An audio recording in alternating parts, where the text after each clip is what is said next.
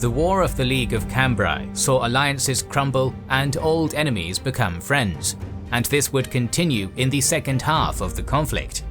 After the survival of Venice was challenged, the Maritime Republic had regained its forces and pushed back.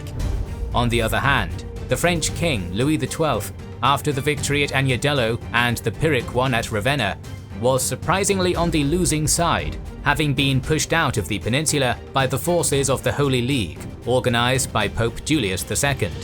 Welcome to the fourth episode in our series on the Italian Wars, featuring the battles of Novara and Marignano. And if, like Louis XII, you want to see what Italy has to offer, you could check out their region-locked content by using the sponsor of this video, NordVPN, at nordvpn.com/kingsandgenerals, link in the description. NordVPN have over 5,200 servers in 60 countries, and you can move your internet connection to any of them with the touch of a button using their world map.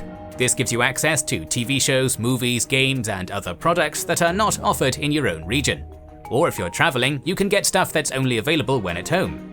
And of course, these connections are encrypted, preventing your ISP from logging your activity or throttling your download speeds. Plus, tests have shown NordVPN to be the fastest provider out there. You get protection on 6 devices, be they Windows, Android, iOS, macOS, Linux, or even Android TV.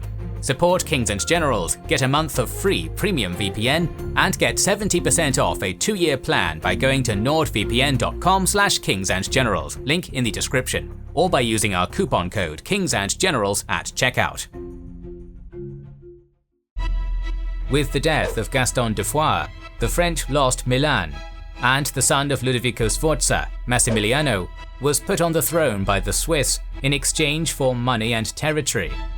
Afterwards, the Spanish army under Cardona and the papal force of Cardinal de' Medici entered Tuscany to overturn Piero Soderini's pro-French government in Florence, also guilty of sending men to help France and hosting the Council of Pisa.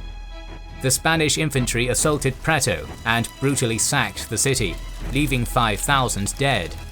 Terrified of suffering the same fate, Florence surrendered to Cardona, who gave it to Giuliano de' Medici, reinstating the Medici family in the city. Alliances shifted once again in autumn. In the summer, a conference in Mantua had been called to draw the new borders in Italy, but the many conflicting interests stalled talks. Julius wanted to retain his acquisition in Emilia and take Ferrara. The Venetians and Imperials argued about lands in Veneto, and Spain hoped to keep a balance in the peninsula. In November 1512, the Papal State allied with Maximilian Habsburg, alienating the Venetians.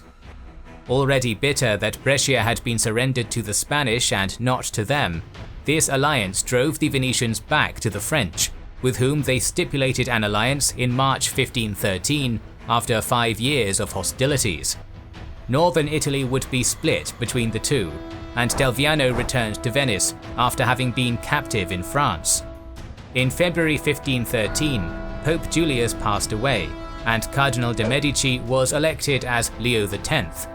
Younger and less belligerent than his predecessor, it became soon apparent that his objective was to secure his family's position in central Italy.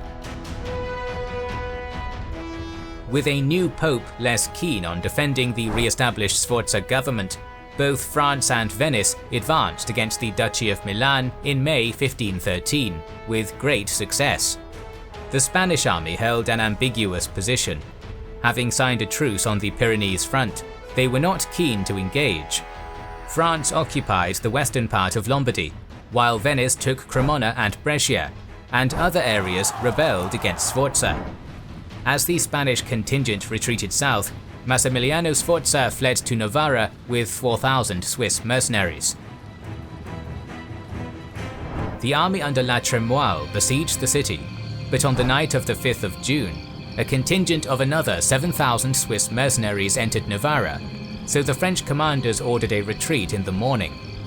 Before the dawn of the following day, the Swiss infantry went out of Novara's gate in 3 columns and headed a few kilometers east of Novara, where the French had encamped dispersedly, the bulk of the army being at Cascina Ariotta. The French army hastily drew up to the battle, confused and surprised by the night attack. The main column of 7,000 men advanced against the French right flank, where an equally sized contingent of Landsknecht with cannons was positioned. Under heavy artillery fire, the Swiss pike formations advanced stoically, taking many casualties, and engaged the German mercenaries. Meanwhile, the remaining Swiss made short work of the Italian and French infantry and repelled the French light cavalry. The heavy French men-at-arms were unable to set up for battle because of the muddy and rough terrain. The struggle between the Germans and the Swiss, who were locked in a bloody fray, was won by the latter, who then turned the French cannons against their owners and routed the enemy. As the infantry fled, many were cut down, the baggage train and cannons were captured, but the French cavalry escaped mostly unscathed. The Swiss, who had lost around 1,500 men, obtained a stunning victory against a numerically superior enemy after days of marching, their fame reaching its zenith.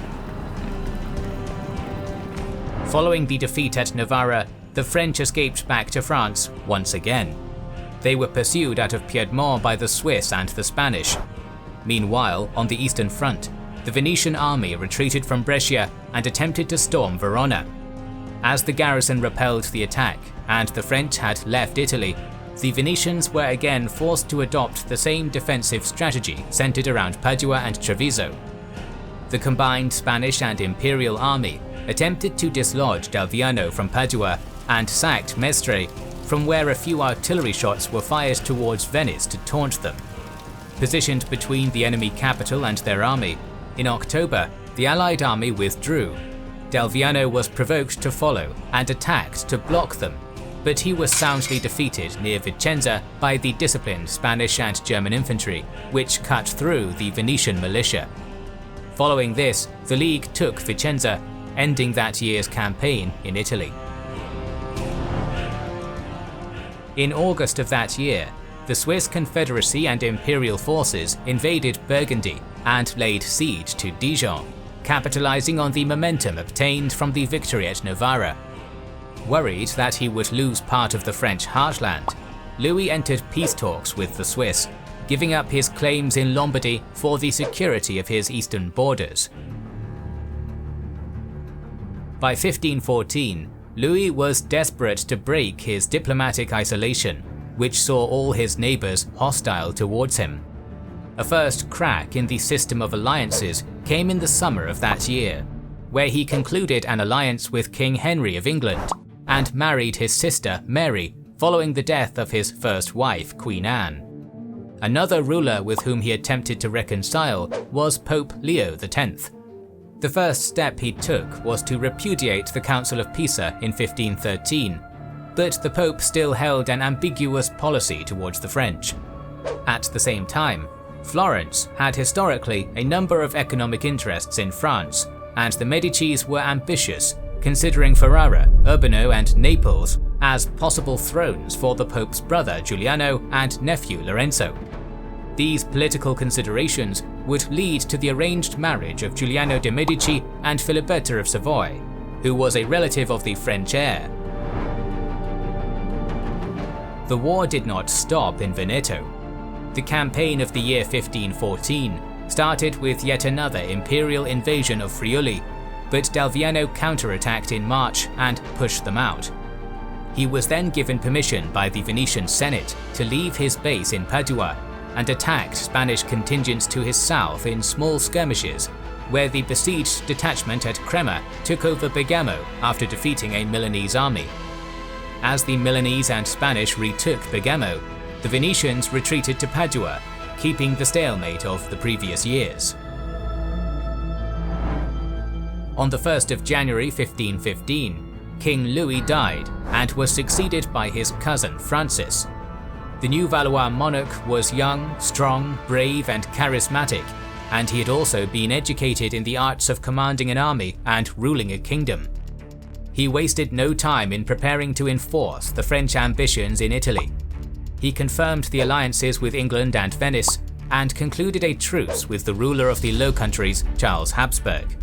He also expected the neutrality of the Pope, following the political marriage arranged the previous year. Francis hired an impressive army of 23,000 Landsknechts 11,000 horsemen, and 60 artillery pieces. The Swiss in Milan, aware of the concentration of soldiers in Lyon, decided to anticipate the French king by sending soldiers to block the most important passes in the Alps. But Francis played them by entering Italy through steep valleys further south after Trivulzio had scouted the area. The army arrived after a monumental effort to Saluzzo, where La Palisse, with a contingent of men-at-arms, rode to Villafranca, managing to surprise and destroy the Milanese cavalry commanded by Prospero Colonna. The Swiss, now without the support of the Milanese horsemen, backtracked and concentrated around Milan. The Pope, seeing which way the wind was blowing, dispatched his army to secure Parma and Piacenza, but only sent a token cavalry unit to the Swiss. Francis continued his march, reaching the outskirts of Milan and taking Novara and Pavia. The Swiss and Massimiliano at this point were ready to negotiate, willing to give up the duchy for a large fee to the Swiss and a noble title for the duke. An agreement was reached in the Treaty of Gallarete, though not accepted unanimously by all Swiss cantons, which made the majority of the soldiers of the cantons of Bern, Fribourg and Solothurn return home. Both Cardona and Delviano had moved closer to the confronting armies by then. Francis positioned himself at the town of Melignano, then called Marignano, to cut the Swiss off from the League's army encamped near Piacenza, and to get closer to his Venetian allies, now stationed at Lodi, at 1 day of marching from his position. The Confederate leaders in Milan were divided on whether or not to attack the French. During the night, between the 12th and 13th of September, a skirmish broke out near Porta Romana between Papal and French cavalry, during which some Swiss were killed. The bells rang, and on the following day, the Swiss gathered at the castle of Milan, where Cardinal Scina, with a fiery speech, convinced the majority of commanders to face the French army and filled the soldiers with courage. They marched towards Porta Romana, filled with confidence that they would win. The Swiss army was composed of around 25,000 to 30,000 infantry and around 10 cannons. They were joined by 200 light horses from the Papal State and Spain, and an unknown number of Sforza loyalists and Milanese rabble. Confronting them were 3,000 cavalrymen, 26,000 landsknechts, of which 6,000 were the elite Black Band Company, the best German mercenaries of the time, 9,500 French and Gascon infantry under Pedro Navarro, and 60 cannons of various calibers. The Venetians stationed at Lodi had 900 heavy cavalry, 1,400 light cavalry, and 9,000 infantrymen. The Swiss divided themselves up into 3 battalions once they were out of the city, with a strategy developed on the few pieces of information they had on the enemy positions. The French were quartered north of Marignano in 3 distinct encampments in a line along the main road. While marching, the Swiss roared their cannons to instill courage in the troops, giving confirmation to the French that they were arriving, as their spies had reported. When they reached the outskirts of San Giuliano, the Swiss leaders met to reformulate a plan, as the previous intelligence they gathered was incorrect. They decided to attack even though it was late afternoon, and they were mostly concerned about locating the position of the French artillery, which they considered the only real weapon the French had. A task made difficult by the smoke and dust caused by the enemy army forming up. So the Swiss fired their cannons, and when the French responded, the Swiss knew that they were on a rampart behind a deep ditch.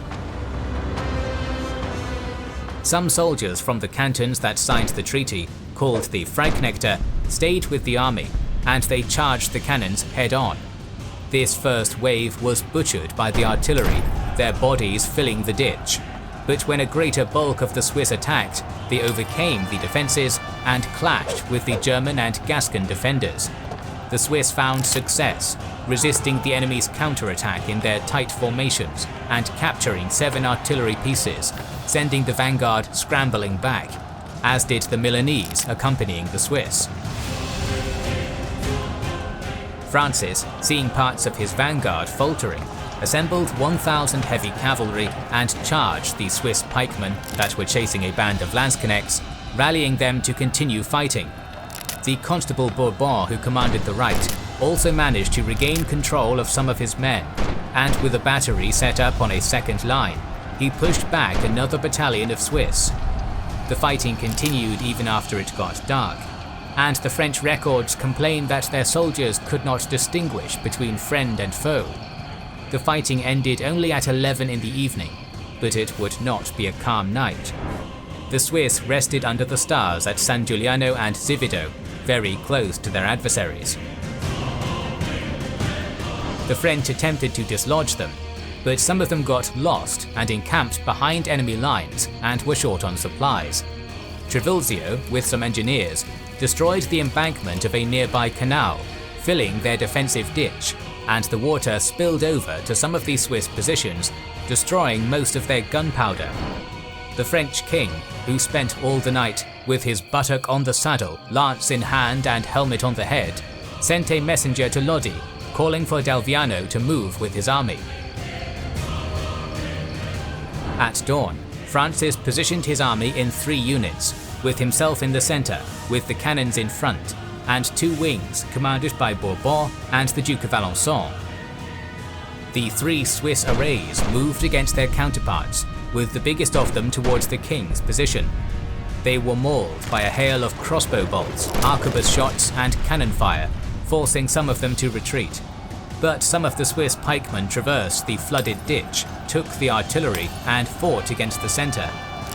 On the French right, the pikes did not engage for either lack of courage or desertion, so Bourbon charged into the flank of the Swiss Central Battalion.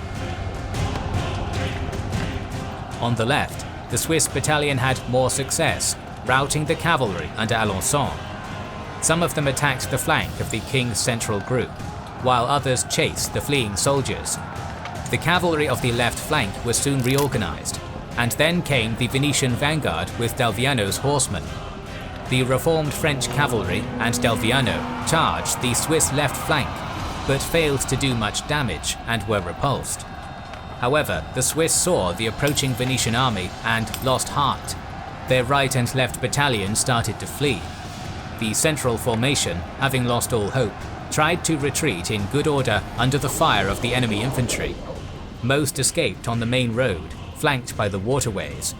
6,000 concentrated in a forest, where they resisted until the cannons dislodged them, while others who sought rescue in some nearby buildings were burnt alive or massacred by the locals. Trivulzio would call the fight a battle of giants. Francis was knighted after the battle by the famous French knight Bayard, giving him the aura of chivalrous king. Although the Swiss showed their prowess, the battle ended with more than 10,000 of them dead and thousands wounded or captured, while the French lost around 5,000. The rest of the Swiss went back to Milan, and from there to Switzerland. Francis had ordered not to pursue them, hoping to not drive an indefinite wedge between him and the Confederacy. All of Lombardy was reoccupied, Milan soon capitulated, and Massimiliano Sforza, treated cordially as he was just considered a Swiss puppet, was sent to Paris, where he could live the rest of his life comfortably. The king entered Milan on the 11th of October as a victor, the city paying a fine for its insubordination. The Swiss sent envoys to make peace, and an agreement was reached, similar to the Treaty of Gallarate, though it was not accepted by all the cantons, as they wanted to hold on to their conquests in Lombardy. Cardona returned to Naples in the eventuality of an attack there, while Pope Leo opened up for negotiations. The agreement reached was that Francis would take the Medici family, Florence and the Papal State, under his protection. Giuliano would be made Duke of Nemours, while the Pope would protect the Milanese state and hand Parma and Piacenza back. In December 1515, at Bologna, another meeting was held where the matter of the autonomy of the French Church was resolved in favour of the Pope, giving ample privileges there, while the integrity of the Duchy of Ferrara was confirmed.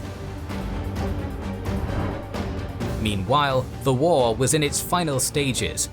The the French sent their army to uphold their part of the deal with Venice, besieging Brescia in October. However, the siege dragged out, as a few weeks after the Battle of Marignano, Del Viano died of his wounds. Sorties disrupted the siege effort, and a German relief force arrived in December. In February 1516, a new threat was looming over the French. English King Henry VIII, who had a personal rivalry with Francis, was worried about his success, so he financed a Swiss invasion composed of soldiers from the cantons that did not sign the treaty, and Maximilian joined with his own troops. They entered Italy from Trentino, and after unsuccessfully besieging Assola, pressed on to Milan.